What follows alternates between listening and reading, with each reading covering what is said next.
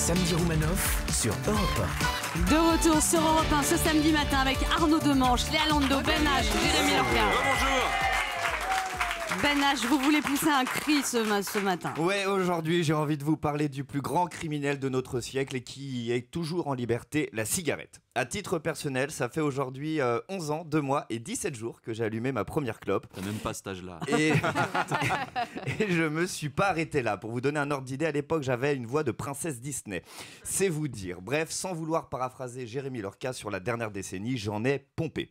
Oh Et là, non, on peut et pas là, ça. vous allez me demander, mais pourquoi t'as fait ça, Ben? Tu joues avec ta vie, fumais-tu? C'est même marqué dessus, je sais. Mais voilà, moi aussi, un jour, j'ai cédé à cette tentation. La cigarette, c'est comme cette fille que tu ne connais pas.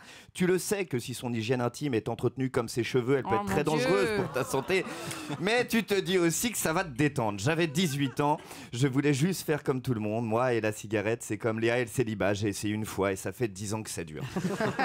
Eh bien, je m'étais complètement trompé. J'avais tout faux sur les raisons. Heureusement que les politiques sont là pour penser à notre place. En fait, c'est tout con. Si je suis fumeur, c'est à cause du cinéma. C'est pas moi qui le dis, c'est Nadine Grelet-Certenay qui est sénatrice PS. Alors, sénatrice et PS, c'est quand même 2 belles preuves d'emploi fictif sur un seul intitulé. On aurait déjà dû se méfier. Bref, cet élu suggère que la clope dans les films contribue à la promotion du tabac. Avec ce raisonnement, Nadine, on peut expliquer plein de trucs. Le cinéma est responsable de tout, évidemment. Juste après avoir vu Ocean's Eleven, très logiquement, j'ai commis mon premier braquage. J'ai fini récemment la série Narcos sur la vie de Pablo Escobar. Bon, depuis, logique, j'ai ouvert mon propre cartel dans le 18e. Pour être sérieux, la seule fois où je me suis inspiré d'un film pour la vraie vie, il n'était pas question de cigarette. Non, mais de pipe, à la limite. Du coup, polémique, peut-on interdire la cigarette dans les films? Non, rétropédale la ministre. Mais alors, c'est quoi ces mesures fermes? Est-ce qu'on va avoir un bandeau fumez-tu en bas de l'écran? Ou alors l'obligation d'intégrer un avertissement dans chaque réplique des films?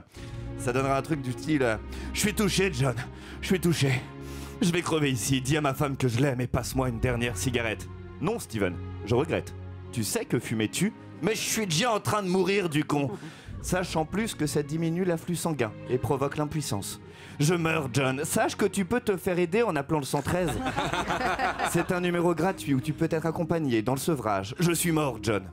Non, ça ne fonctionne pas. Alors laissons le cinéma tranquille, que les hommes et femmes politiques arrêtent de faire le leur. Et puis définitivement, après Morano, faut arrêter les Nadine en politique. Cette histoire m'a énervé, moi je vous laisse les amis, faut que j'aille m'en griller une.